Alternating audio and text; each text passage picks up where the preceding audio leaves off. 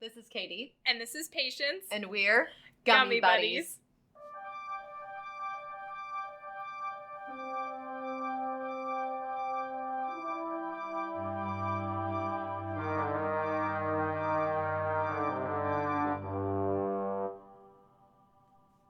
We're back.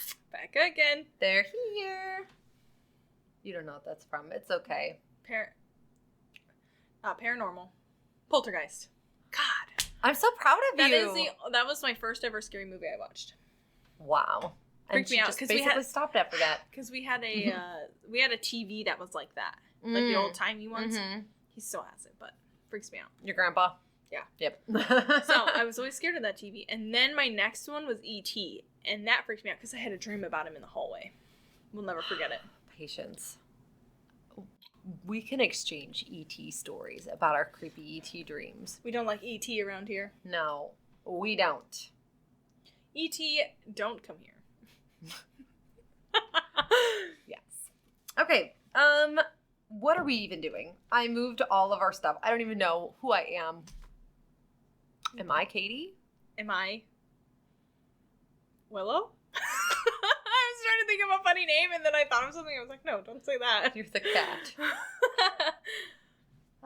Okay, well... Why do I always have to lead? I don't want to be the lead. Sometimes I want you to be on top. We've made a lot of sex jokes tonight. Yeah. It's been great. I was about to say the same thing. It's been great. Just like I said. We almost become on our thigh. It's too soon. We gotta go. Okay, before we do our previouslys, we're gonna clank. We have a couple things that happened this week. We're gonna go off with our code 12s. For those of you who missed the last episode, Code 12 is when it was the name of a protocol where police would just throw somebody into a psychiatric facility if they just didn't like them. If the person was just generally uncooperative, they didn't really need a good reason. They could just throw someone in there under something called a Code 12 internment, if I remember that correctly. And so Patience and I decided it would be fun to get to jail people for stupid reasons. And we thought we're going to start off each episode from now on with our Code 12 of the week. Something that we thought, throw that person and lock them away and get them out of my sight. Code 12. So now, Patience, would you like to start with your Code 12?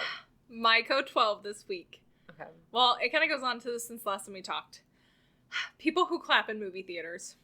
Code 12. Why are you clapping at the end of a movie? Go. Get out. I hate it so much. You clap? Don't throw me away. I'm going to put like jail bars over you. The Law and Order. I think the only reason I ever did that was, it was either the very last Harry Potter movie or the very last Breaking Dawn Part 2. One of those. I think I clapped at the end.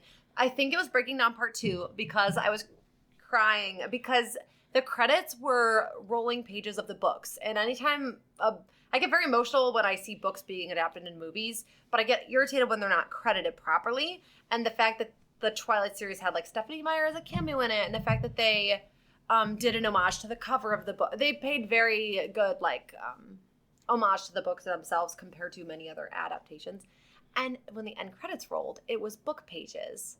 And I remember being very emotional about it. And I think there might have been other people clapping. So I might have clapped with them, but I didn't start the clapping, okay? We went and saw Hoppers, the new Pixar movie, and people clapped at the end, and it was a great movie. One of my, I think it's my top favorite Pixar movie.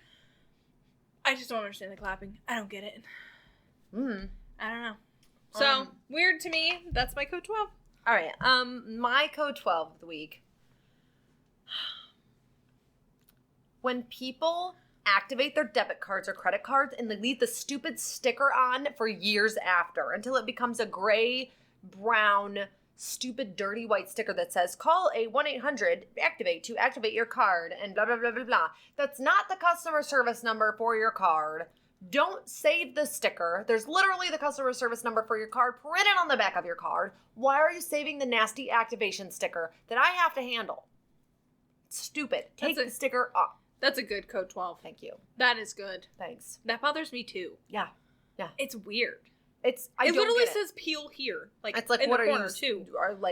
Are you obsessed when you think the car's not going to work if you peel off the sticker that tells you to take it off once you activate it? That's, yeah. Tune in next time for more code 12. We just isolated half of our audience. It's like, I have my sticker on my debit card. I like it. It's sentimental. Code 12. Yep. It's a code 12. Lock you away. Yep. You know what? As a matter of fact, stop the fucking podcast. Okay, here's what you're going to do. You're going to go in your wallet if you have a sticker on any one of your cards, and you're going to peel off those stickers, and you're going to shove them right... Patience, what's our topic for the day? Let's take a gummy, shall we? Before I get arrested for threatening assault. On the earwax. I was definitely talking the earwax, not the So, before we take these, last time, we're calling these the grays. Okay. Aliens. They have, like, stopped... There's no flavor. It's, like, just a weed taste. And last time we took one, I genuinely feel that I got so high, so fast, that it was unbelievable. I don't know how you felt. Comments? I gagged. It was the first time I've ever gagged on the podcast. As a matter of fact, I'm so nervous about it. I have a trash can right next to me because I was actually vomiting this morning. I missed 3 hours of work because of my medicine I'm on. So, she has a flavored one. I have a gray. So, I have a green. I'm hoping that I can kind of shoot up there. I remember last time it happened really fast, very quickly. So I know I'm talking tonight, so I'm hoping that it kind of... Are you talking tonight? Tonight. Patience is I talking hope it, tonight. I don't know. I'm nervous because when I took the other half of this one, it was hard to swallow. Because it's not chewy. That's what she said. It's very hard. Mm-hmm. And it, like, lingers in your mouth as that weed taste. Sometimes I wish we just had tablets or capsules. It's bug season again. A tiny little bug just flew in front of me. The mosquitoes. The moths! They're back! What did we used to call them? We had a name for it. I don't remember. Oh, the ghost orbs. You'll be seeing more ghost orbs. It's poltergeist season. Full circle.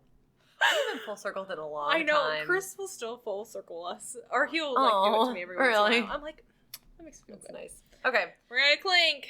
Clink. I'm nervous. I'm just gonna do it. Get We have, like, right. Barney gummies. They're purple and green. It's gray. They're called the Greys. Grey's Anatomy.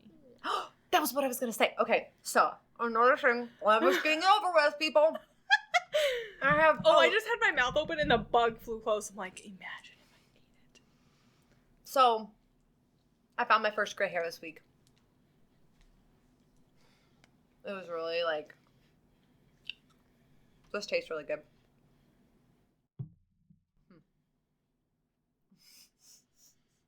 You guys should see the face she's making. She looks like she's in labor for a baby. She's like just heavy breathing. These actually cover it up really well. I think. Do you need more? Here's a couple more jelly beans. I'm a nice wifey. Mm-mm. I think the flavor of these is good though. It has gotten worse since last time. Ew. Yep. I think I can breathe weed on you, Katie. Please I don't. can, like, breathalyze a weed. Puff the magic dragon. Yeah, so I found my gray hair. I haven't dyed my hair dark red like I usually have it in a while. And I'm going to probably by the time we pod again. Just because I've been trying to let it recover from all the damage from the hospital and all the medicine. So, we'll see. Right, there's I have gray hair. Look, they're in there. She has a lot of gray hair. I do. It's because I'm constantly stressed.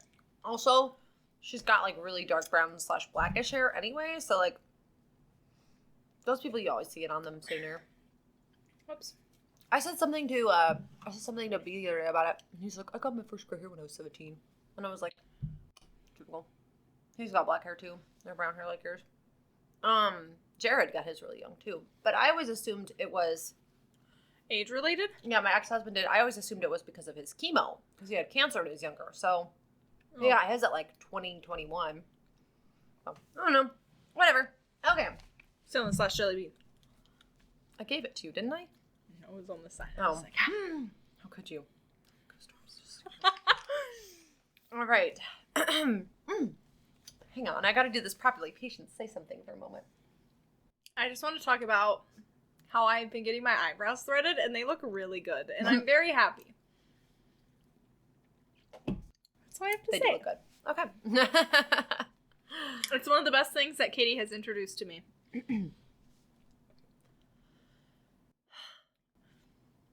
Oh, Alani. Sponsor us. We're both blue slush tonight. Both blue slush. We have matching Alani. I know I just ate your last jelly bean, but if you eat a jelly bean and then drink this, it's like magical.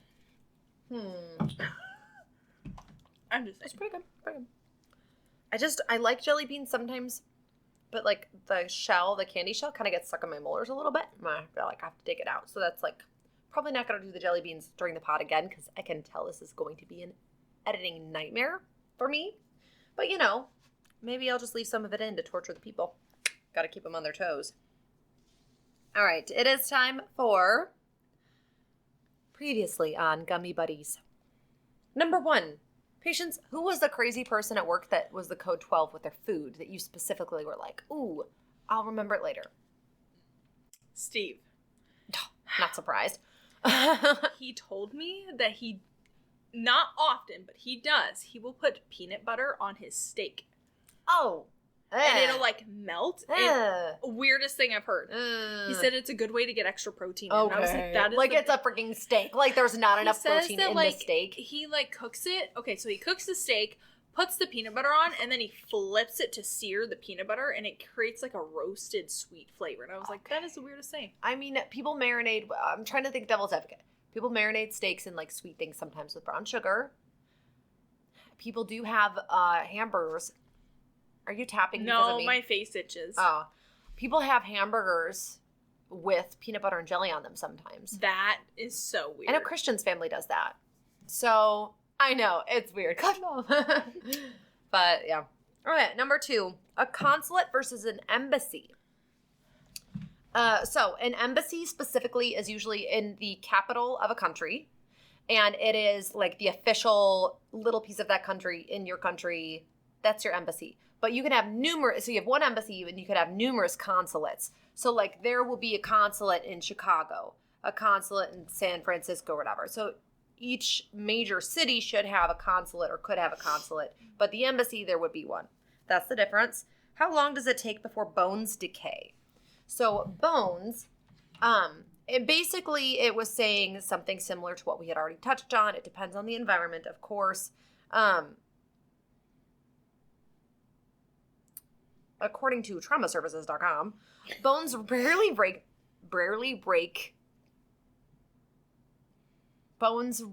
break down within months. In dry, protected environments, they may last for decades or even centuries. However, in humid regions with active insect and microbial activity, the decomposition rate accelerates, and bones may weaken or fragment within as little as 5 to 10 years. So, long story short, it depends. However, they can last from, years to decades to apparently centuries, which is exactly what we theorized. Lastly, do forensic labs, are they forced to do blind testing when they test these samples for murders and whatnot? Most forensic labs, according to the internet, I might be wrong, it said most forensic labs do not do blind testing. However, some are starting to adopt it more and more, but that's not the standard practice as of yet. All right, so that's all our previously. That would make sense, because, if they were called to, a witness stand, they could, testify that they had no knowledge of it. Yeah. It said that the blind testing is done by, lab technicians, but then there's, a quality assurance level that will match the names to the samples in places like that. Interesting. I feel like it's definitely more of a risk for just a mistake. So if you have, victim 1 versus victim 2 or whatever, sample 1, I think if you're not using names, you're more likely to make that error. However, all right. Patient, I just kicked the trash can I kept in case I was going to puke. Patience worked so hard on her topic, so you guys be nice. This is her good comeback topic because she was really working on wanting, I don't know. You wanted a good comeback after she had lost Billy with her last topic. She wanted to have something really, written differently, and she's been working hard on it. So everybody be nice. be nice. I'm very nervous. And I'm gonna try to do what I want to do. Me? And not be in my head, because I feel like I'm gonna be in my head. Oh, I want to do you. Yes. Thank you. I'm with it. I'm just a little nervous. It's okay to be nervous and do new things. That's all I'm saying. I don't know why I leaned in with you. Nobody can see me over there. Okay. Do you even, like, get, like, super nervous when you start? I literally feel like I could have a little bit of a panic attack because I'm that nervous. I think... No, not unless it's... I get more nervous on topics that I didn't research as much because I feel like I'm more nervous that I'm going to disappoint myself and then I'm going to do it. And it's about, like, your reaction. I like to get that reaction from you where you're like, what? The wow factor. Yeah, I like to do that. And I get nervous that I'm going to disappoint you more than anything. But in general, I get more excited. I will say, if you are not a big fan of this type that I'm going to do, I'm going to save them for Midnight Morsels. Because I could write plenty of these because I have a lot that I can do this with. Mm-hmm. And if it's not your niche, then I'm going to just completely change what I'm doing. And because I want this to be a fun, enjoyable experience for you as much as you give it for me. So, okay? You're so sweet. Without further ado. You do make things fun and enjoyable. That makes me happy. Because sometimes when I talk, I don't feel that way. I didn't hear you. I'll stop making sex jokes. It's okay. Okay. It's okay. Remember, I'm trying. You're succeeding. You do fine. I'm nervous. Stop. Calm down. Stop being nervous. Where's the spray bottle? I specifically said I needed to have a... Okay. What if billions of dollars in treasure were still missing today? Hidden beneath oceans, buried deep in jungles, or locked away in secrets that were never meant to be uncovered. Ooh. From lost cities of gold, to sunken ships overflowing with riches, to treasures stolen in plain sight. Today, we're diving into 8 of the most fascinating lost treasures in history. And the craziest part? Some of these could still be out there, waiting to be found. I love it already. Okay. Okay, it's fine. She likes it. I do. I love it. It's like that thing that's like, I've heard of she like likes me. She really likes me. I've heard of like Long John Silver's missing treasure or whatever, but I don't know a lot about this kind of thing. So I love it. Okay. So let's start our journey deep in the Amazon rainforest, where explorers believe a lost Inca city filled with gold may still be hidden beneath the jungle canopy. I think they've made so many movies about that. In a part that we talk about, it is based off of that, and I had no idea. So. I get so nervous around you. I don't know. I don't like to disappoint you. I think that's what it is. That's kind of how I feel about you. Oh. Yeah. We have good standards for each other. Me too. Somewhere deep in the Amazon rainforest, explorers believe a lost Inca city filled with gold may still be hidden beneath the jungle canopy. Much of the history of the Inca civilization remains a mystery because the Incas did not have a traditional writing language, and instead they recorded information using systems like knotted cords called Quipu? Something like that. I obviously do not speak I've never Incan. heard of that. I wonder when writing was invented in general. That is neat, though. Knotted cords. Knotted cords, yeah. Weird. Okay. How weird. That kind of goes... No, because I bet they would still talk to each other. I wonder what kind of language it would sound like, though. Because remember how we were talking about how... long time ago, we talked about how do caveman communicate? Mm-hmm. This just made me think, like, do they, like, send knotted cords to each other as, like, a message?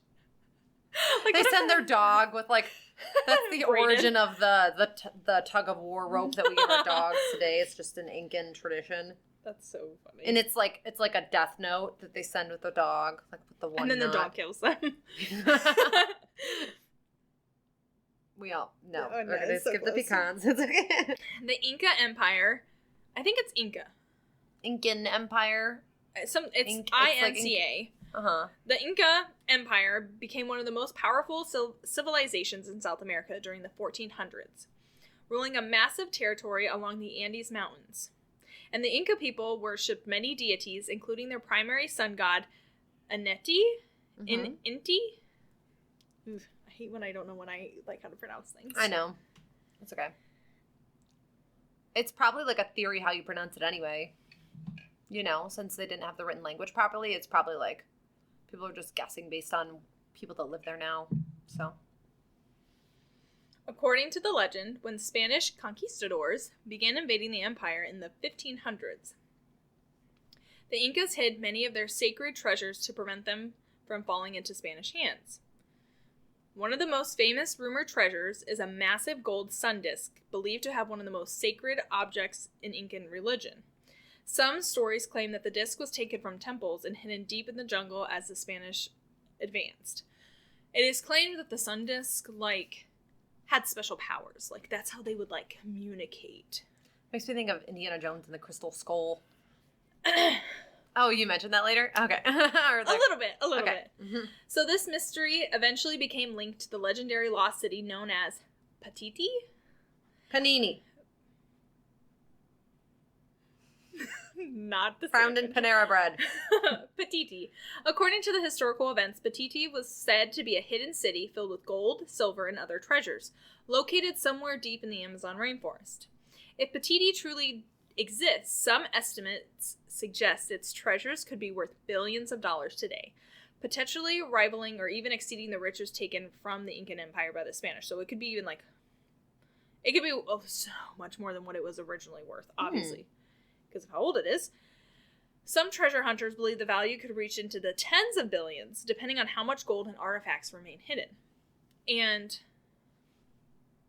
hold on, I was gonna put a blip in, but in 1925, the British explorer Percy Fawcett launched an expedition into the Amazon in search of a mysterious lost civilization.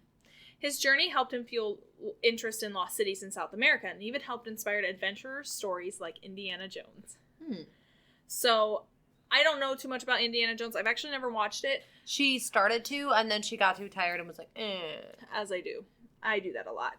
I do believe that this person was the main inspiration for it because of the journals he had. Okay. It's okay. Oh, you said it's okay. Okay. So, later discoveries added to the mystery. In 2001, researchers, I'm sorry if I slur or if I don't say things right, studying documents in the Vatican archives found references dating back to the 1600s describing a great city filled with gold, silver, and jewels hidden somewhere in the Amazon jungle. However, the documentation did not give an exact location, so many researchers believe Paititi could be located somewhere east of the Andes, possibly in the remote regions of southeastern Peru, northern Bolivia, and southwest Brazil. Now, I, have a hard time to, think that if we did find it, how could we not find it by now? But then I looked at the Amazon rainforest, and I'm like, I could see why we can't find it. Yeah. And then, if people go there to, look for it, it's so remote. You'd have to have, such a big... What if we get technology where there's, a giant MRI machine for the Earth, and you can see everything hidden under the layers of dirt? That'd be crazy. I'm almost positive in this story, I did not include it in here. There is a research that somebody did, took satellite imaging and pushed it down, and they could actually see, because they claim to be on, in this next paragraph that I talk about, they claim to be high up in the mountains. So they took the satellite machine, pointed it down, and you can see, the ruins of, some sort of, pyramid or something that used to be there, because you can tell it's elevated just enough. And I don't know if they ever went and investigated it, but that was actually something that they do. They point a satellite down to get top down images of it. But since there's a canopy of the Amazon, obviously they can't see it. So yeah, somebody give it a little haircut. Who cares if it kills the whole biome? We need to find the treasure. Forget the rainforest. We'll have billions of dollars. Trim the rainforest. Couldn't we just rebuild it then if we have $1 billion? Yeah, we can just rebuild it man-made. It's going to be exactly the same. It won't affect any species or be dangerous at all. So the Incas often built important religious and ceremonial sites and locations they considered sacred, usually at high altitudes or near important water sources.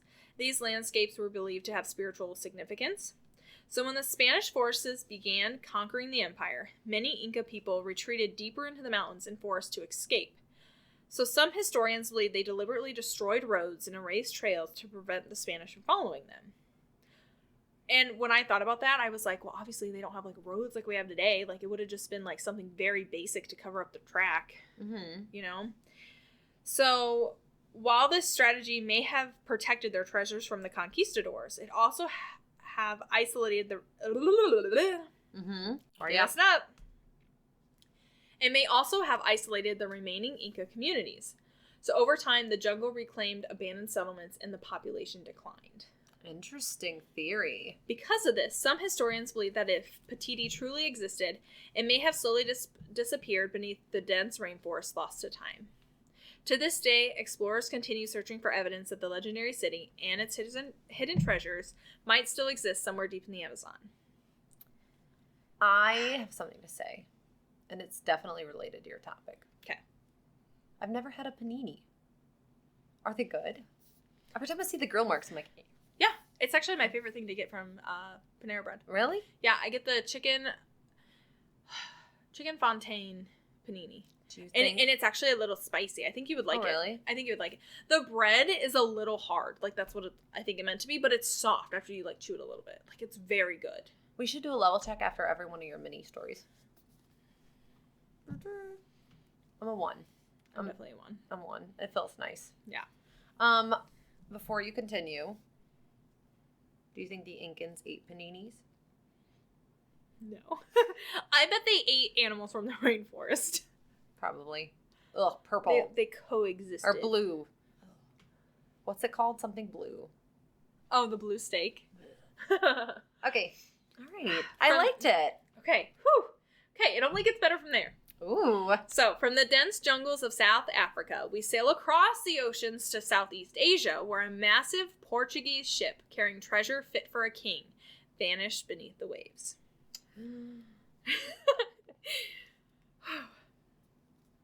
I like your gas. It is really hyping me up because I feel good. Imagine a ship carrying billions in gold and of jewels, sinking into the ocean, never to be found again. That's so sad. Very sad. This one has more names in it than I cannot pronounce. Nice. So the Flor do Mar, also known as the Flor de la Mar, which translates Flower to of the sea. Yes. Was a massive Portuguese ship from the early 16th century and one of the most famous shipwrecks in history. Built in the early 1500s, the Flor de Mar was one of the largest ships of its time. However, it was also known to have structural weaknesses, especially after years of long and difficult voyages across the ocean. In 1511, the ship played a major role in a historic event, the Portuguese conquest of Malacca, one of the most important trade centers in the world at that time. In Asia? Are you going to tell me where Malacca is? No. How do you spell it? Malacca. I don't know where it's at. I think it's when I talk about it, it says that it's in this area. East India somewhere. The city was presumably incredibly wealthy, filled with goods from across Asia, the Middle East, and beyond. So I think it has to be somewhere in the southern. When was the East Asian? India Trading Company a thing? I had to have been this timeline, this somewhere near. I know it was in the 1700s. That was a thing. Okay, sorry. Go ahead. No, you're okay. After the conquest, the Portuguese loaded the Flor de Mar with an enormous treasure intended for the King of Portugal. This treasure trove included an astonishing amount of wealth, reportedly around 80 tons of gold, along with over 200 chests filled with precious gems such as diamonds, emeralds, and rubies. The ship also carried vast quantities of silver, as well as coins made from tin and copper, and among the more unusual treasures were said to be 4 life-sized golden lions. Ooh. And they were reported possibly hollow and filled with perfumes, as well as jewel-encrusted tables. That's silver-plated, specific. So specific. Silver-plated planquins. But was it Pacific? Or did it crack? I don't know what this is, so I'm hoping that you would know. Okay. Palanquins? Palanquins. Spell it, please. Palanquins. Quins. It says Previously. silver-plated. Silver-plated. I don't know what that is. I didn't look it up. Because at first I thought it said penguins. And I was like, no, that's so stupid. That's what I was thinking was the there's a type of penguin that's like... Oh. I just think about a blue-footed booby gang. Big gang. I'm thinking about in the Benedict Cumberbatch clip where he says penguins, like different, in like the documentary, he says it different, like 10 different times. He's like, penguins, penguins, penguins. And he like can't pronounce it. And like, there's a clip making fun of him. Oh, I've never seen I'll have to show it. Okay. And finally, crafted embroidered textiles. By modern estimates, the value of this treasure could exceed $2 billion. Dang. Making it one of the most valuable lost shipwrecks in history. I mean, I'll take just a hair, a right? hair of that, yeah. But the journey home would never be completed. On November 20th, 1511, while sailing near the coast of Sumatra, the Flor The coast of Kama Sutra. I literally, when I first read it like that. I was like, no. Was caught in a powerful storm. Already weakened from years of use, the ship was unable to withstand the rough seas. The vessel broke apart and sank, taking its entire cargo treasure down with it. Why would you take... Yeah, why would you... Oh.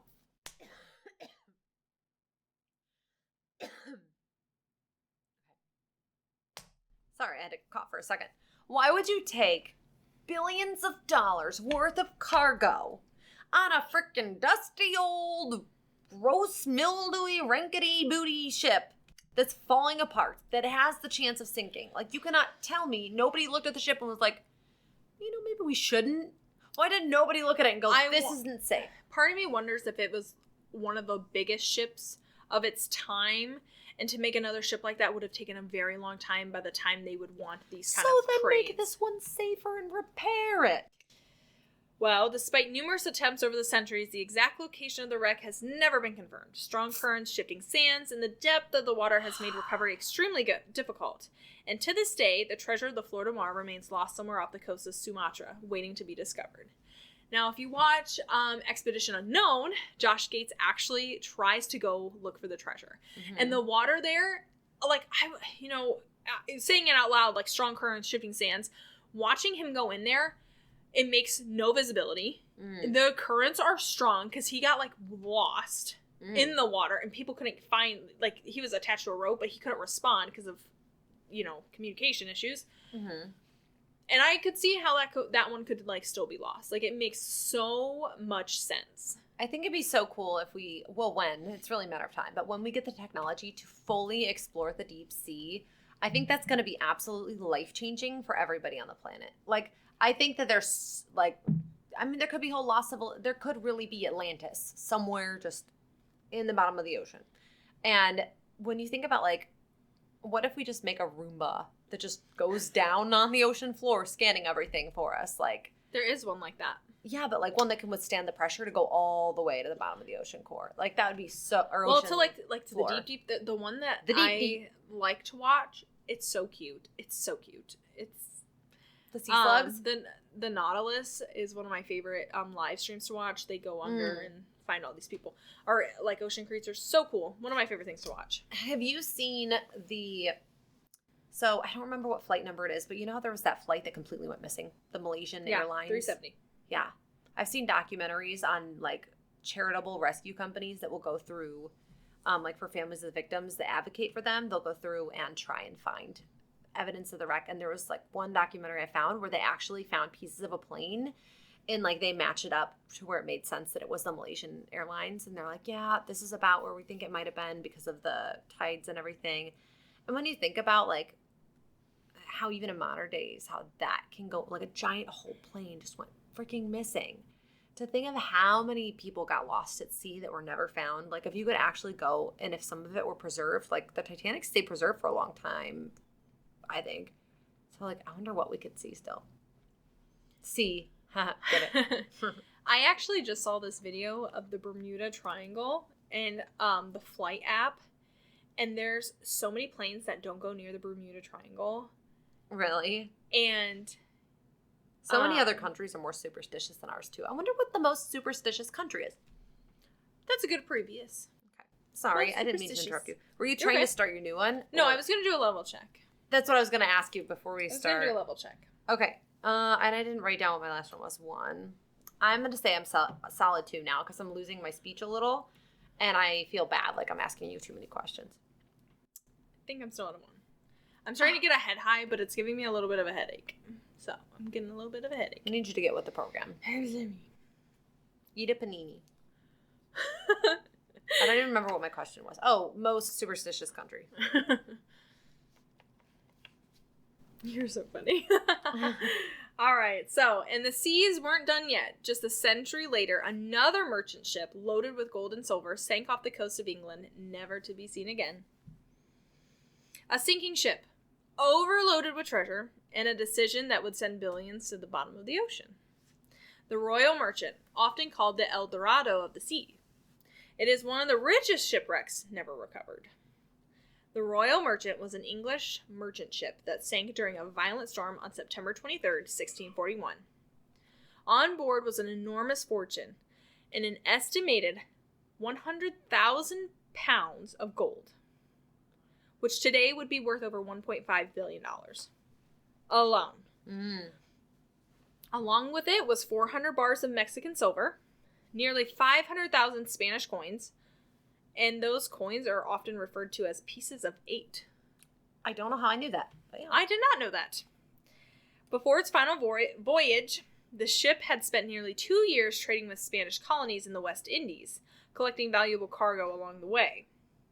On the journey home to London, the Royal Merchant and its sister ship, the Dove Merchant, stopped in Cadiz, C-A-D-I-Z, but the A has a fancy thing. Maybe Cadiz? Something. I don't know. By this point, the Royal Merchant was already in bad condition. Reports say the ship was leaking heavily and struggling to stay afloat. Dove of what? Merchant. The Dove Merchant. Dover Merchant Oh. is the sister ship. The one we're talking about. I don't know why I wanted to write that down. Okay. But by then, things got even worse. A Spanish ship dock in Cadiz caught fire just before it was set to transport treasure meant to pay Spanish troops. Oh. So with that ship destroyed, the treasure needed a new way home. And despite the Royal Merchant already taking on water, the decision was made to load that treasure onto this one. What? The treasure you say. I can't help it. No, okay. So you're saying, first of all, that a dock caught on fire. So one they're that's like- right next to the ocean. I'm steering the Royal Merchant, okay? Okay. I'm going to the dock. And no driveway. It's on fire. It's on fire, and there's a Spanish ship on fire. Okay? Okay. And so we were supposed to get this boat fixed over there. Mhm. Ain't happening now. And now they need a way to go pay for these Spanish troops with that treasure. So I say, let's take it on. How dumb do I sound? No. You're the captain. I say go for it. So now, a damaged ship was carrying even more wealth than before. Not long after leaving port, disaster struck. They weren't even that far. Who would have thought? They weren't even that far. The ship's pumps, essentially for removing water from the hull, it failed. With no way to control the flooding, the crew lost the fight to keep the ship afloat. Well, yeah. It's not like they have, like, enough energy to run down rid of that much It's water. not like Sea of Thieves where you can just scoop it up and Exactly. throw it out. The Royal Merchant eventually sank off the coast of Land's End, which is the westernmost point of the mainland in England, located in Cornwall. They weren't that far. Land's End. That sounds so mysterious and like... Ooh. This area is known for its rough seas, rocky coastline, and dangerous weather. So I have a question about how that works with the ships. So what? Rude, my cat. Why? She's tickling my foot now.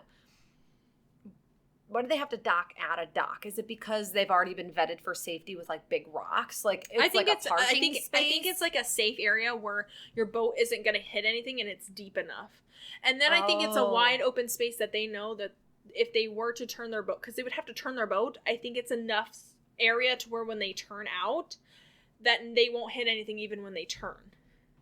So That makes me wonder how back in the day they actually like measured that out and figured that out. I know they had like diving bells as like old diving tools, but I don't know how else they would have realized, like, if it's a really big ship, how did they know just by trial and error? Like, oh, my ship didn't crash that time. It's safe here. No clue.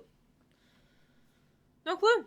No, I never really thought about. I don't mess with marine things or like aquatic stuff. I just got distracted by your boobs, and I like my brain. I was like, ah.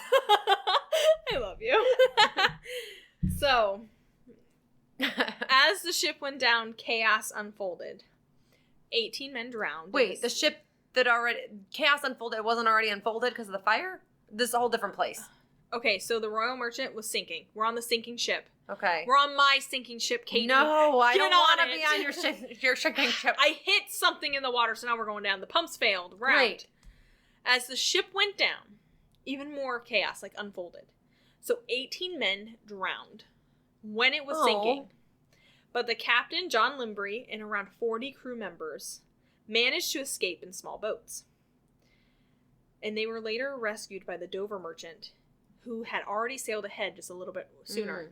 My thing is how did it know to turn around to... How did it know to turn around and go get them? Yeah, like what signaled for help? How did the ships communicate? Ooh. So, because of the limited space and weight capacity of those escape boats, historians believe it would have been nearly impossible for the crew to carry any significant portion of the treasure with them. So they think it's down there. But all of those records, like the fire, the other ship parked there that was on fire, those are very thorough records. How do we not have a record of the exact place it was hung? The vast majority of this fortune likely went down with the ship. To this day, the wreck of the Royal Merchant has never been definitively located, and its treasure remains lost beneath the ocean, making it one of the most valuable undiscovered shipwrecks in history. Ooh, and the El Dorado of the sea. Level check. I'm at a 2. You're making me laugh, and it's nice. Oh, I was like, I'm sorry. No, I like it. A 2.5, I think. Slightly higher than a 2. Okay.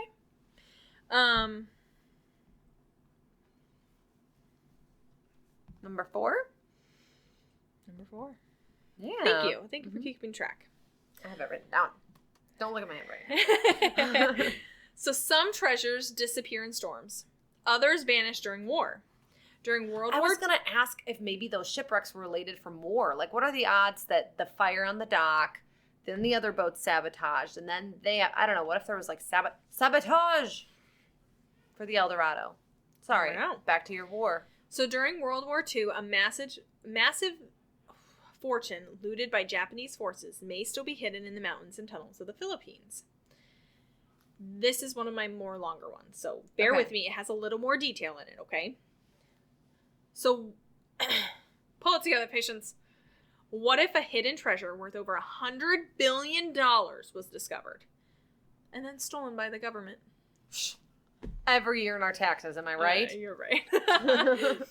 During World War II, a legendary treasure known as... This has Japanese names in it. I'm obviously going to butcher them. Known as... This has Japanese names. I was like about to write this has Japanese. A legendary treasure known as Yamashita's gold. Yamashita. Did you just say dairy treasure? I don't know. All the ice cream people, this is important. You Blue Bunny could never. Yamashita's gold. Yamashita's gold was said to have been looted by... Now you're got me stuttering. Stop. The dairy. Back to the dairy, patience. Focus. Said to have been looted by Japanese forces from across Southeast Asia. According to the story, this massive fortune was hidden in caves, tunnels, and underground complexes throughout the Philippines. The treasure is also estimated to be worth over $100 billion. And you said that. God, no, not again. Hit it together. Stop. Wait, that's like movie clip though. A Fifth Element? Never seen it. What? I've never seen it. Wait. I haven't seen a lot of things. I'm going to write that down. Okay, go ahead. And it is said to include gold bars, diamonds, platinum, jewelry, religious artifacts, and currency. And one of the most famous rumored items is a solid gold Buddha statue. A booty. That's probably really offensive. I'm so sorry. The purpose of this hidden treasure was allegedly to fund Japan's war efforts. However, as the war came to an end, I say crime again later. I'm listening. Okay. Many of the people who supposedly, I say it right? Yeah. Knew the location of these hidden caches were either killed, imprisoned, or executed. Is it cash or cachet? Caches. I think it's cash. I always thought it was cash, but then I heard someone say cachet, and now I don't know. The treasure is named after Japanese Colonel Tamayoki Yamashita. Yamashita's gold. Who was later convicted of war crimes and executed by the United States Army on February 23rd, 1946 in the Philippines. Okay? Executed. What the crap? I would have made him tell me. Like, I would have, done anything to tell me where the gold was. Yeah, that's kind of a waste to just kill the person that knows where the gold is. Yeah. Mine because I would lose the gold. Like, I'd be the captain of the ship and I still couldn't tell you where I crashed the ship. I'd be like, there somewhere, and I would lose it forever. Be a horrible captain. Some theories claim a secret organization known as Golden Lily was responsible for hiding and managing the treasure. That I'm not going into because it's just a theory. I don't want to present theories. I just want to... I like theories. It supposedly existed. Decades later, a man named Roger Roxas entered the story. Roxas was a poor locksmith and an amateur treasure hunter who had been searching for Yamashita's gold for years. Mm-hmm. He claimed to obtain a map from a former Japanese soldier, which led him to a tunnel system hidden in the mountains. Like, a tunnel system that was already, gone through, but he said that there's, one path that nobody took, that no one saw. On January 24th, 1971, Roxas said he discovered one of these tunnels. According to his account, the tunnel extended deep into the mountain and contained hundreds of human skeletons, Japanese markings on the wall, and piles of gold. Is it bullion? Bullion? Bullions. Okay. Bullions. I think it's a little fancy. And a massive golden Buddha statue, reportedly weighing around 2,000 pounds and filled with gemstones. Roxas claimed he removed the statue and brought it back to his home. Now, time out. There is a picture of him next to this Buddha statue. Okay? Mm-hmm. It's only, I think it's black and white, but part of me thinks it's, also, when the film turns, a yellowish red, too? Kind of look like that. Okay. So, I could be remembering wrong. But shortly... Hello? My nephew Elijah's making a cameo tonight. But shortly after, in the early hours of the morning, armed men arrived. Our men. Ooh. According to Roxas, members of the Philippine president Ferdinand Marcos security forces, along with police, entered his home with a search warrant. The name Ferdinand Marcos sounds familiar. Sorry, go ahead. This is fairly recent. Okay. I don't know if he's still the president. I don't know how long they keep their presidents, but they entered his home with a search warrant. They accused him of violating various laws, held his family at gunpoint, searched the house, and allegedly seized the Golden Buddha.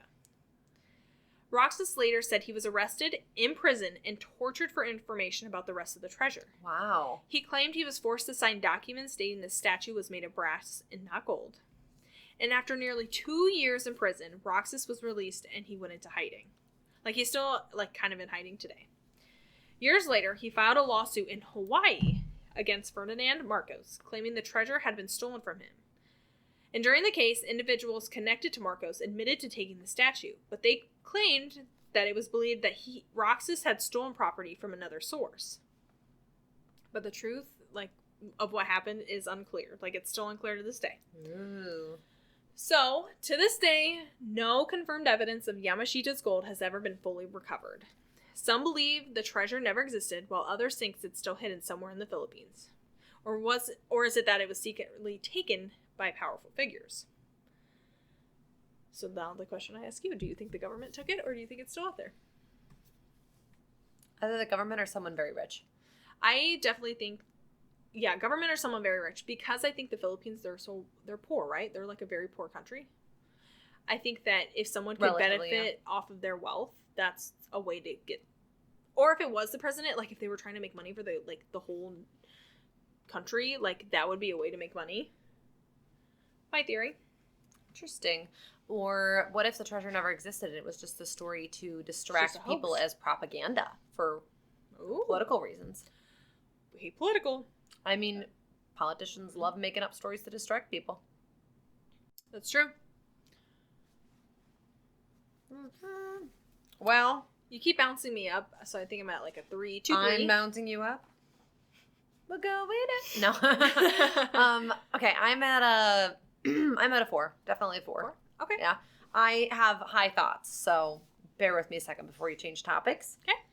My first high thought is that as a pirate, it got me thinking about treasure and treasure maps, right? Mm-hmm. And then I got to thinking about when paper was first invented, it was very, very valuable. And my high thought was, at one point, every single piece of paper was a treasure map because it was worth treasure itself because it was so valuable. That's so funny.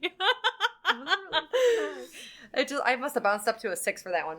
Okay, and then my last one was, do you ever think like a pirate goes to rob a ship because he's like, ooh, this is nice, this is gonna be good, and then he goes and he like lands and he takes over the ship and he looks at the victims who are just like roughing it and it's a horrible situation for them. He's like, you know what? Just keep your stuff. Like he leaves. Do you think a pirate ever like changes his mind about robbing a ship? Like, you know what? I don't think not worth it. Because I think you had to be like cutthroat and you kind of had to like. It was the way that they survived. What if like he robs a ship and then he gets a bad reputation because it was like a really crappy ship and it's like. I think it's just the dominating personality like of a pirate. Any ship will do. It doesn't matter, good or bad. It's like a bully that's going to steal like a kid lunch or lunch money, and then he's like, "Give me your money," and the kid's got like a saltine for lunch, and the bully's like, "You know what? Here, you take some money." And then he was like felt pity on them. Yeah, the pirates just be like, "You know what? This is sad. Here's some canned goods that we stole off the last dock." I bet the pirates did their like research of then like what ship is sailing with what and has like good information. Which one's worth pursuing. Yeah. I mean, I guess. Although you think the ones that are worth a lot of money will stay like on highly navigated pathways that pirates can't pirate. Or if there were too many people, maybe they went a less evasive route to stay away from people. True. Okay. Not all lost treasures were fought over were on land.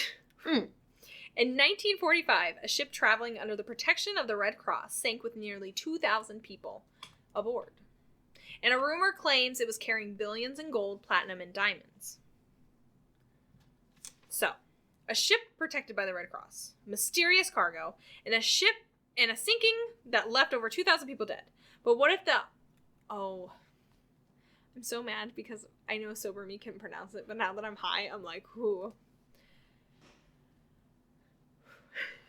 It's gonna sound so funny. Are you ready? Okay. I definitely think I just jumped up a little. Awa Maru. Oh, okay. Okay, I think that's how you pronounce it. On April 1st, 1945, the American submarine USS Queenfish intercepted and sank the Queenfish intercepted and sank the Japanese ship Awa Maru in the East China Sea. I hate that I have to keep saying it now. God.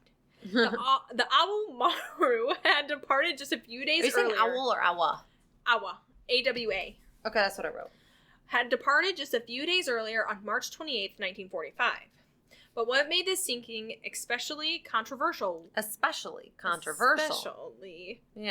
Controversial. Was the way you pronounce that word. I'm sorry. Was that the ship was reportedly traveling under the protection of the International Committee of the Red Cross.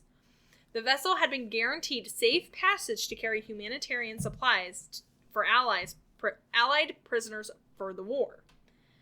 Quick side note. Many people don't realize that the International Red Cross actually predates the American Red Cross. I was wondering what the difference was between that. I did not know that. So the international organization was founded in 1863 in Geneva, Switzerland, while the American Red Cross was later founded in 1881. We're talking about the blood donation company, right? Yep. I did not know that at all. Interesting. I did that because I didn't know. So, despite the ship's... what do they have to do with ships, though? Like... They were back then, they would take supplies to different places for the war. Okay. So, despite the ship's protected status, the USS Queenfish fired torpedoes that struck the Awa Maru, sinking it. And out of the 2,004 passengers and crew members on board, only one person survived. Kanatro Shimoda. Don't know if that's how you pronounce it. That's right. The captain's personal steward. Remarkably, this was the third time he had survived a torpedo attack during the war. Poor guy. It's kind of crazy. According to official records, the Awa Maru was carrying cargoes such as rubber, tin, lead, and sugar, along with 1,700 merchant seamen and approximately 80 high-ranking passengers.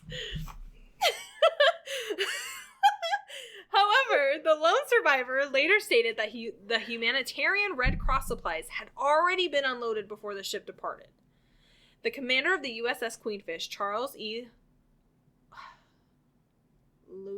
I don't know. Something. Can't pronounce it. Lughlin. Lachlan. Yeah. Something like that. L-A-U-G. Laughlin. He was later found guilty of negligence by the U.S. Navy. And as part of the settlement. I would have been so happy if you said guilty of negligees. The United States government agreed to compensate Japan and even offered to replace the lost ship with a similar vessel. So, during this time, after Japan surrendered at the end of World War II, the Japanese officials demanded roughly $52.5 million in compensation for the ship, the cargo, and the lives lost. The official claim did not mention any gold or treasure. But that's where the mystery begins. Rumors began circulating that the Awa Maru had actually been carrying an enormous secret cargo. Some stories claim that the ship held treasures worth nearly $5 billion in today's money, including approximately 40 metric tons of gold, 12 metric tons of platinum, and 150,000 carats of diamond, along with other valuables like nickel and rubber. Some believe that the listed cargo was simply a cover story to hide the true contents of the ship. I just sighed really hard. You're welcome. You're welcome. The voyage of the Awa Maru... Enterprise.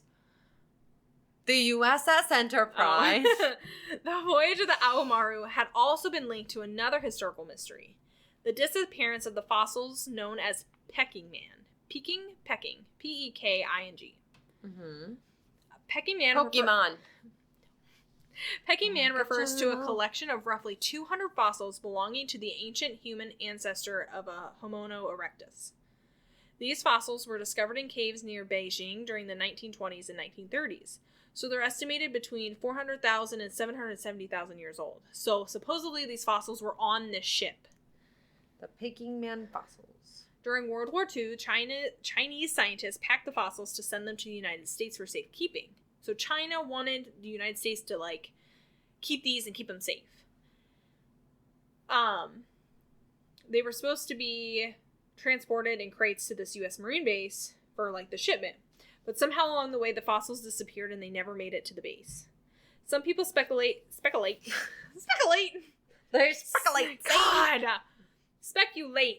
that they may have been located onto the Awa Maru and lost when the ship sank.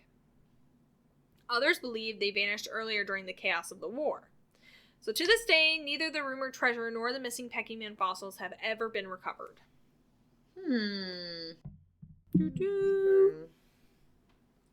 I need some water.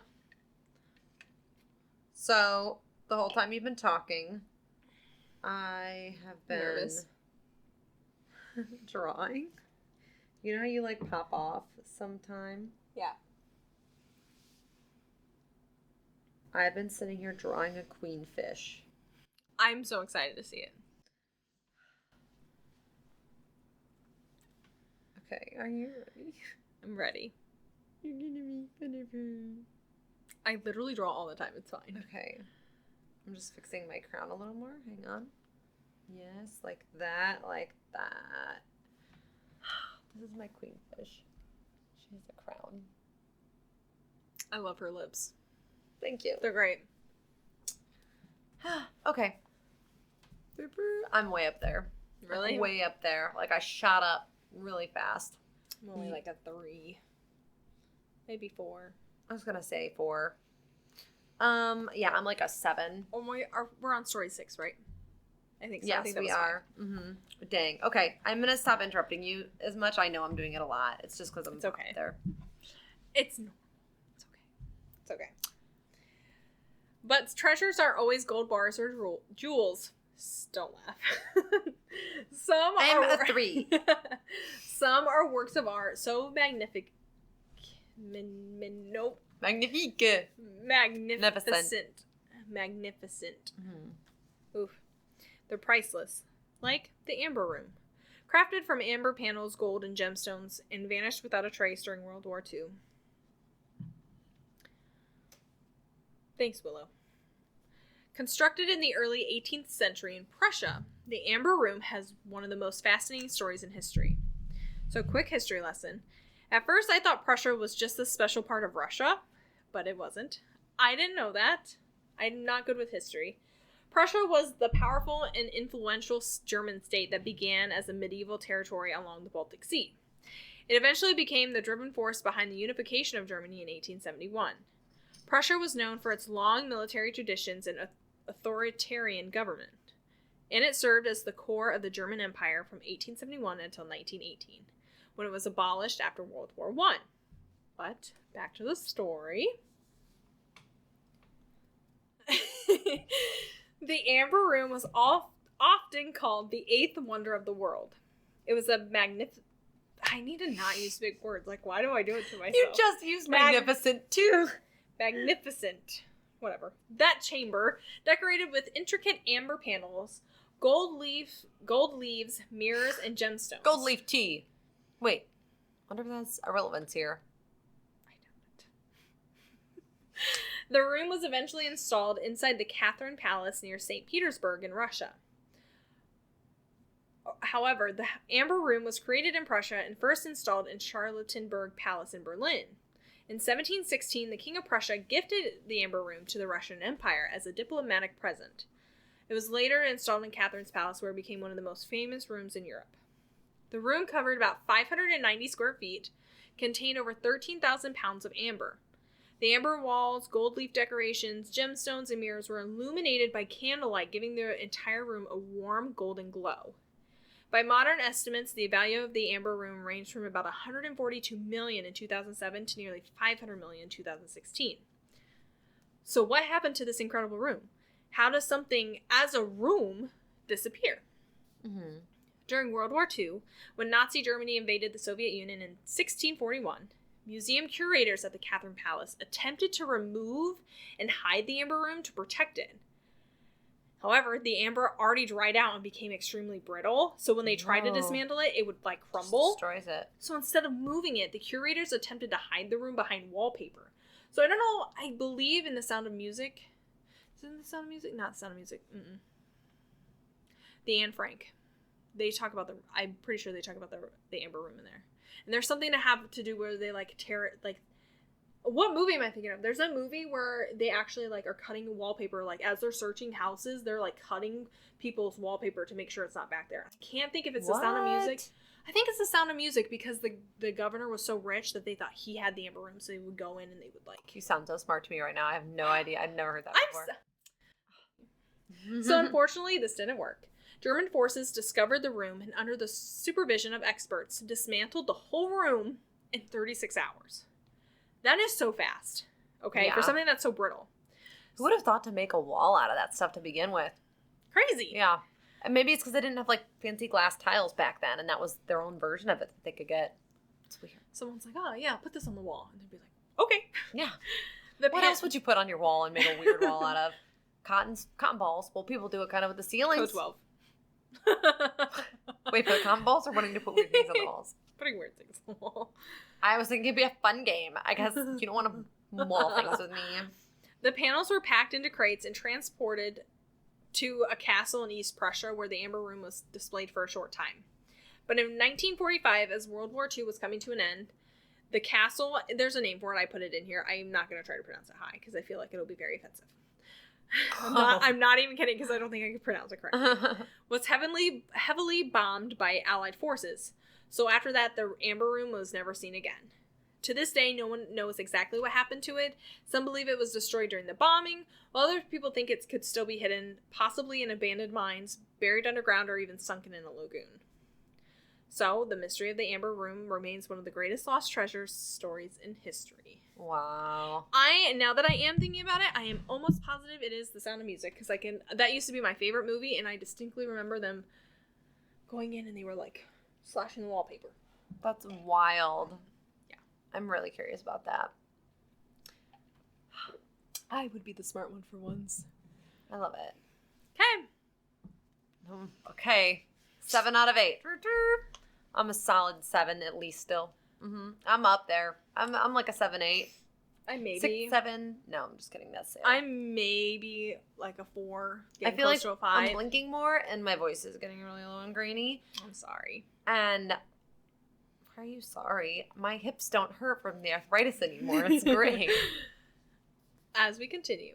From war-torn palaces to the quiet halls of castles, treasures have disappeared under mysterious circumstances. The way this is phrased, you sound like a Mysteries at the Museum episode. Disappeared under mysterious circumstances, like the Irish crown jewels stolen from a safe in a Dublin castle with no signs of forced entry. The Irish family jewels. Crown jewels. So a set of jewels locked inside a secure castle. What? I'm just laughing at my joke about the family jewels. Go on. No signs of forced entry, and then suddenly they were gone. The Irish crown jewels, one of the most mysterious unsolved thefts in the world, vanished without a trace in the early 20th century. These jewels were not actually part of the British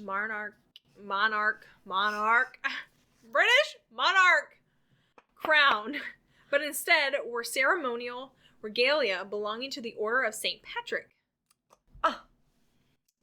They were created in 1831 for the Grand Master of the Order, who was typically the Lord Lieutenant of Ireland. The Grand Master of the Order sounds like some sort of Jedi villain. Crazy.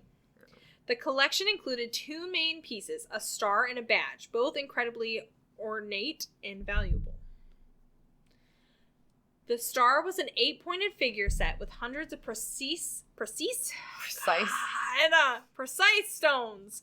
Reportedly around... I want a montage of all the noises she makes after she messes it. She's like, and she's like, no. And then sometimes you're like, no. And you freak out. And I want a montage of all your little... I love it. It's so you. I have a hard time talking. It's so cute. I love it. I hate it. Reportedly around 400 diamonds, many of them were Brazilian diamonds. At its center was a red cross made of rubies, along with a green emerald trifold symbolizing Ireland. This piece was worn on the left breast. The badge, made of gold and surrounded by diamonds, featured a shamrock topped with 3 crowns and a red cross of St. Patrick. It was worn on a light blue ceremonial Speaking of red cross. I told you they're like semi-connected, all weird. Okay. Where was I? Together, these items became known as the Irish crown jewels, and even at that time, they were considered extremely valuable.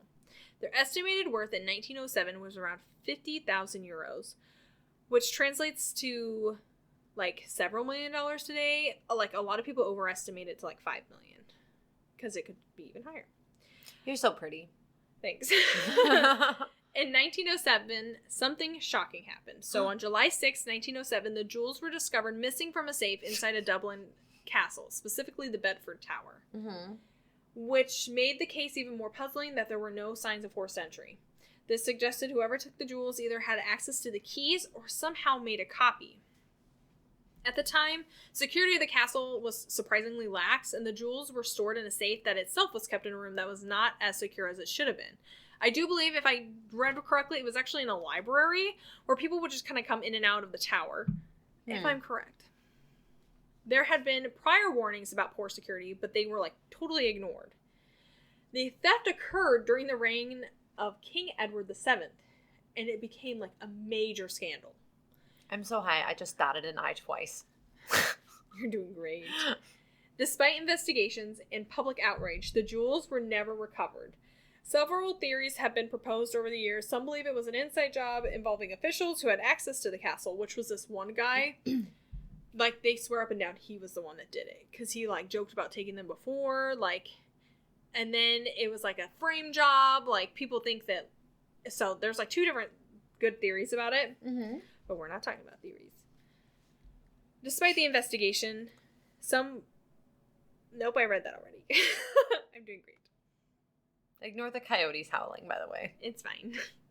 At the time, a reward was offered for their return, but no one ever came forward. To this day, the Irish crown jewels remain missing and make it one of the most famous unsolved thefts in British and Irish history. Boom. Done. I thought 7. there was a number 8. That was 7. Oh, okay, good. We have one more, people. One more. So we're going to level check. Boop, boop. Same as last time, 7, 8. Maybe still 4. Maybe, I don't know, maybe even a 3. Like, I don't really feel that high. Let me just... I think it's because I'm talking so much. Our last one. My last one. Yes, it's our last one. This one is a little bit longer. This has very hard names because it's another old time one. I will not pronounce any of it correctly. I'm telling you now. So you're going to laugh. You can make fun of me. And I'm not even going to spell them because they're so long. So okay. I have my own terms. And some treasures are lost in legend and bloodshed. And in 1520, Spanish soldiers fleeing the Aztec capital dumped stolen goods into the lake, where it may still lie today, untouched and waiting.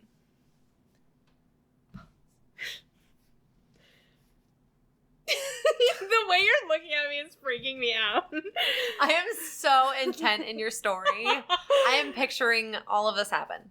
On one terrifying night in 1520, Spanish soldiers tried to escape the Aztec capital carrying bags of stolen gold. Many never made it across the bridges, and the treasure they carried still might lie at the bottom of the lake today. A mysterious legend has circulated for centuries about lost Aztec treasure. The story traces back more than 500 years to the fall of the Aztec Empire.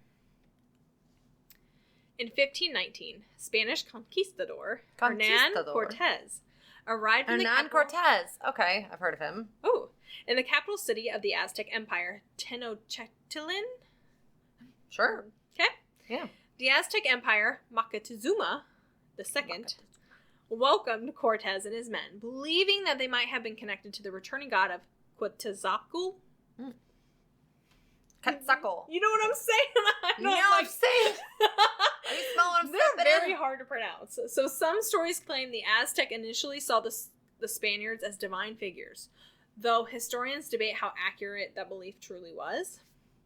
At first, Moctezuma attempted to appease the Spaniards by giving them gifts of gold and treasure, hoping they would leave peacefully.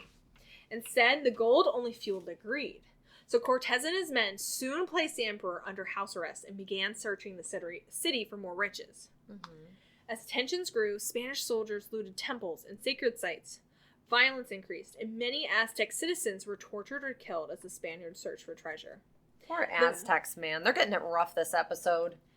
The breaking point came in 1520 when Spanish forces massacred many Aztec nobles during a religious festival at the city's main temple.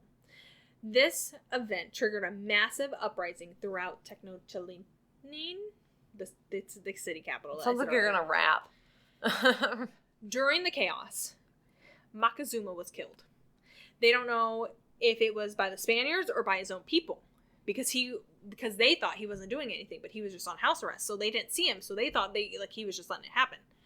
That is one theory. The Spanish army attempted to flee the city on the night of June 30th, 1520.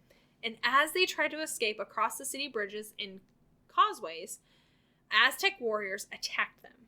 Many soldiers drowned in the surrounding lake while trying to carry the golden treasure. This disastrous retreat became known as La Noche Triste. The sad night. Exactly, the sad night. I'm so proud I could say it enough that you could know. You did great. Many soldiers reportedly threw their stolen gold into the water of Lake Texcoco. Ooh, a lake of hot cocoa. Love it. In order to escape more quickly. But this raises a fascinating question. Where did all that treasure go? Some historians believe much of the gold still lies buried in the mud at the bottom of the lake, and others suggest that additional Aztec treasure may have been loaded onto ships and lost at sea during Spain's transport to the New World back to Europe. If even a fraction of that treasure was recovered today, it could be worth billions of dollars. Some estimate it to be like $3 billion. And after the centuries of searching, much of the treasure taken during the fall of the Aztec Empire has never been recovered. Wow. Let me take They a just breath. stole it and lost it. Rude. And you know what? How dare they attack these people in the middle of their special festival and kill, like, major figures and then rob them? Like, what freaking bullies? Shame on you, Spain. I just thought of a good question. I'll ask it here at the end. But this last little part. And just like that, the treasures of the past remind us that some mysteries may never be solved.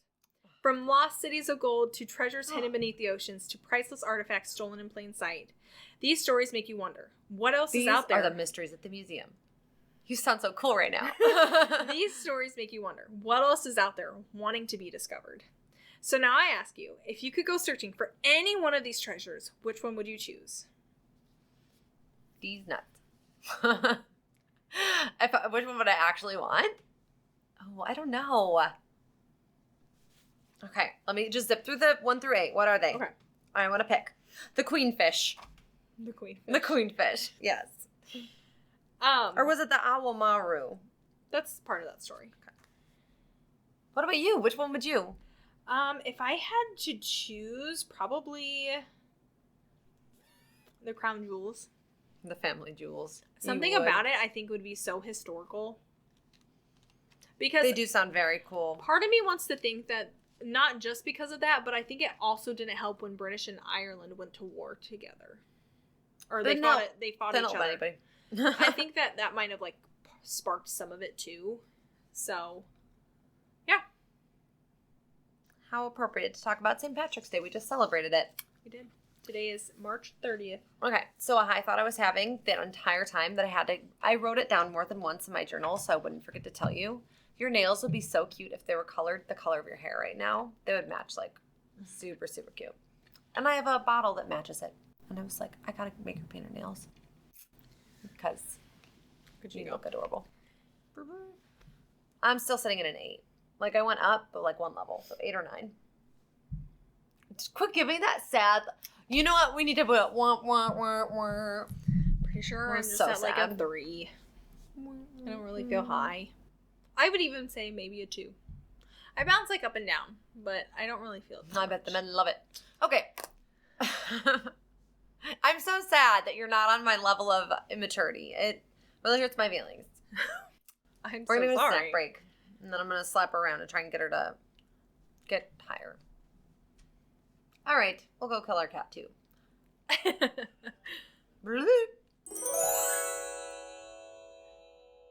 Welcome back to How to Clap Without Hurting Your Hands 101.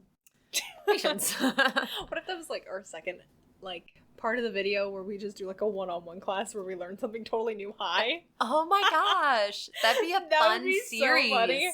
We should do that for, I was really loud. We should do that for our next Patreon video.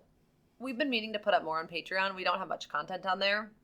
For the person that's in there, we're really sorry. We'll refund you. But we want to add more videos. So we should do that as a series, like us just trying new things high, like, or new recipes. Like, Write it down in your and then book. that makes us cook yummy food. Write it in your book because I don't have my journal. I'm using a get shit done list. That's all we have. We don't know where the bee is. Oh, by the way, Garfield died. That's sad. I was so sad. But the Get inner crap done. By the way, Garfield died. What does that have to do with anything? The inner part of him was very cool to touch. It was like foamy marshmallow. What are you talking about? Garfield, my squishy. You're Nito. I thought you were talking about the voice actor that did Garfield. No. My Nito, he popped. I was so annoyed about it. What the heck? But the inside of it was really cool to touch. Would not recommend, like, playing with it, though, because it's, like, so sticky. I saw a TikTok where somebody mixed the inside of a Nito with cornstarch. Oh. Yeah. Huh. Anyways. Okay. Wait. You were gonna say something about eagles, weren't you? You mentioned something. Yes. Yeah. Eagles. I thought I was going first, so I was so confused. Oh. Eagles. Picture it. So there's this old man. Love him to death. He's the one who gave us the Pyrex dishes. Mm. He taught me about this website called explore.org. My Someone son. wants milk. That is my son. He showed me this website that's completely free that has live cams, and he always talks about the cranes and the eagles. And it's so cute because every day he'll come in and he'll be like, "Did you watch the eagles?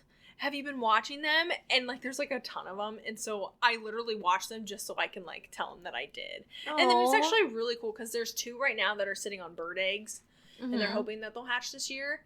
But then when I drive home, the one lake, it looks like up in the trees that it could be an eagle's nest because we have a few eagles that are around here. Part of me thinks that could be one. So have you seen eagles in real life? Yeah, we have the one here. Like up close though? He was on the road the other day eating the raccoon. So I saw one like up really close in a like bird sanctuary thing. Oh. And he looked so derpy. Like when they look at you straight on, they look like their eyes are crossed. And his feathers were like ragging everywhere. Like he had like been a hobo eagle. And I just was thinking, like, if all eagles actually look like this, why is this the mascot of our country? Like, who decided this animal was the most majestic? Like, this one is like, I'm looking rough. And then it just got me wondering, like, if other countries have a mascot, like we have the eagle. Like, I'd bet. Like, but I do want to know why. For no reason. Yeah. We need to research that. Yeah. Because the pandas are the official for China. They are? I'm almost positive they are. That's why they're only allowed to be in China. If you're wrong, you are going to be so racist. I think pandas are for China. How does that make me racist? I don't know. Because pandas. What else would it be? What? The mascot for the country. I don't know. That's all I got. I don't know. Speaking of America. So earlier when I was talking to my stories, I was thinking about the colonies. And I was like, imagine how horrible it was to ride on those ships. I keep clicking this pen. I'm so sorry. I think it would be... I don't think I'd do it. Would you cross over to a whole new world to ride on a ship like that for that long?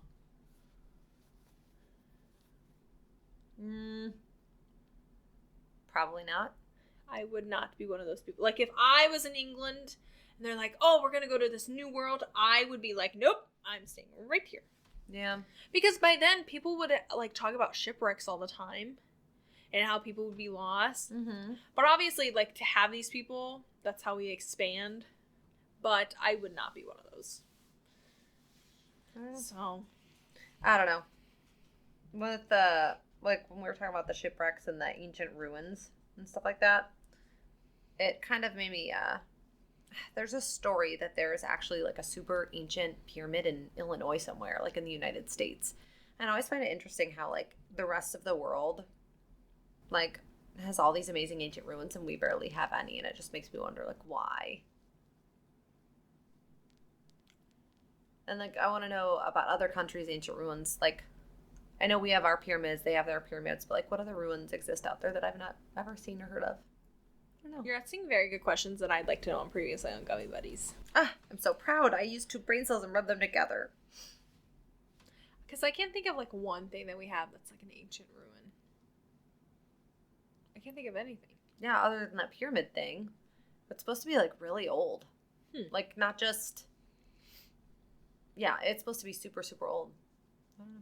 Never heard of that stuff. Well, I've heard of you saying it before, but I've never seen it. Pyramids. I recently watched a TikTok video, of course. Called The Mummy. The Pharaoh, I don't know where the Pharaoh Museum is. I can't think of where it's at. But they have, like, real artifacts. And I want to go so bad because I want to see them, like, in person. I think it would be fun to go see, like, artifacts like that in a museum. I actually would really like to go to, what is it called, KT? Washington. The one in D.C. Yes, I can't think of it. The Smithsonian. I really want to go there. It's like on my bucket list. I got to go there when I was younger, but I don't remember much about it. I didn't spend much time going in. Would you go with me? Oh, I would totally go with you. That would be really fun. I'll go with you to the Ghost Museum, but not the Smithsonian. That's really funny. So with the mummy thing with the Egyptians, you're talking about a sphinx, and it made me remember a really scary part of a movie in the 80s. You know the stupid Never Ending Story movie? it made me think, isn't there a scene in that movie where there's like a whispering, creepy sphinx, like with a riddle? There's a creepy scene with a sphinx and a riddle. The only part I remember of Never Ending Story was the horse scene. Traumatizing. And then the wolf. And then I always wanted to ride, what's his name? I can't think of his name now. Falcor and a tray. Falcor. Yeah, Falcor. I think, because he looked so fluffy. Mm-hmm. So. Wow. Okay. Well, that was a good talk. Man, we really explored tonight. My hips are hurting. So that's about all the time we have, because Katie's going to supplement with an ibuprofen. Go, Katie. Oh, my thingy. Okay, we're going to end the night with a toast. As we do. I'm falling. Hang on. Okay.